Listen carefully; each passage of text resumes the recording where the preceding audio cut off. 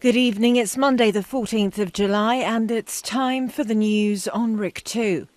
Zero tolerance for corruption is the government's approach, indicated the President of the Republic during his opening statement at today's session of the Council of Ministers, linking his report to the issue of the deadly Takata airbags. He referred to the decision that the Cabinet is about to take to recruit permanent staff to the Anti-Corruption Authority, describing it as important for strengthening the administrative and for the authority's operational independence. He pointed out that in the same context, a decision was taken last year to increase the authority's budget by more than 70%. Regarding the Takata issue, President Christodoulidis said that it is now before the legal service which will make the appropriate decisions.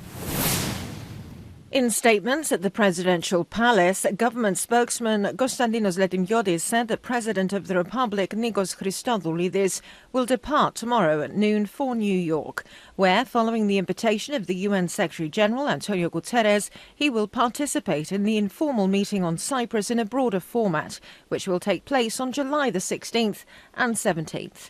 We are approaching this multilateral meeting prepared, fully aware of the responsibility we bear, and with a sincere political will to effectively contribute to the UN efforts, Letimyodis said. He added that with a constructive attitude, taking initiatives and submitting specific proposals, our pursuit is for this meeting to be a springboard for the resumption of substantive negotiations on the basis of the agreed framework for a solution and the relevant Security Council resolutions. He noted that the Republic of Cyprus remains firmly oriented towards achieving a viable solution on the basis of a bizonal, bicommunal federation, as defined by the resolutions of the UN Security Council, the European acquis, and the principles and values of the EU. Asked whether the EU would be represented at the meeting, the spokesman said that based on what we know, the EU will not be among the participants. Police are investigating another case of attempted murder, this time in Pila. Just after midnight, a Greek Cypriot aged 49 who was in the garden of his home was shot twice by an unknown person. The 49-year-old was injured in the leg and was taken by ambulance to Larnaca General Hospital, where he is being treated for a gunshot wound. Police spokesperson Marina Christodoulidou stated to the CYBC that initial investigations showed that the shots were fired from a pistol. Immediately after the shooting, the perpetrator fled the scene. Public safety is a top priority of the Ministry of Justice and Public Order, and measures are being taken daily in order to achieve the best possible results, stated Minister Marios Hatziodis. Asked about the murders and attempted murders of recent days, Hatziodis said that some of the incidents are not linked to organised crime. Perhaps, he added, they reflect broader social issues which not only concern the Justice Ministry but also other ministries and many other involved bodies. The European Union said they were working on trade deals with US President Donald Trump that would soften the blow from looming tariffs as Washington threatens to impose hefty duties from August the 1st.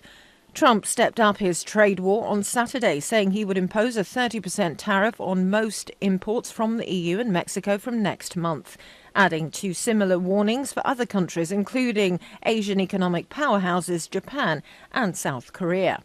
Speaking in Brussels, where EU trade ministers discussed the tariff threat, European Trade Commissioner Marios Stefcovic warned that a 30% tariff would practically eliminate trade between the US and the 27-nation bloc, which are currently each other's largest trading partners.